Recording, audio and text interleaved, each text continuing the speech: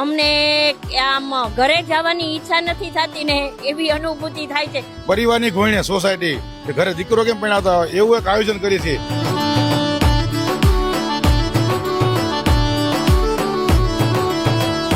અત્યારે અહીંયા તુલસી વિવાહ કરવામાં આવે છે તો કેવો ઉત્સાહ છે બધાનો. એક દ્વારકાધીશ એટલો આભાર માનું કે મેઘરાજાને વિરામ આપ્યો એટલે એક આનંદ આવી ગયો છે તમને. એકદમ મજા આવે છે, બધો આનંદ આ બધો બહુ જ મળ્યો, બધા આટલા લોકો ભેગા થયા. ભગવાનના પટરાણી અષ્ટપટરાણીમાંથી આ વંદા એમના પટરાણી હતા અને ભગવાનની સાથે એમના એક વખત લગ્ન એટલે કરવામાં આવે છે કે વંદા છે ને એને બહુ તપસ્યા ભગવાન માટે કરી હતી, એટલે આ ઉત્સવ ખૂબ ધામધૂમથી કરે છે. વૈષ્ણવનો આ સાત મોટામાં મોટો ઉત્સવ હોય છે. ઠાકોરજીની ધ્યાન એક અનેરી ધ્યાન આવશે, આતશબાજી થશે, ફૂલનો વરસાદ થશે ઠાકોરજી ઉપર. અલગ અલગ અમારા ગોવાડિયાના રાસમાં બધા રાસ રમશે. જય દ્વારકાધીશની રણછોડ રામ.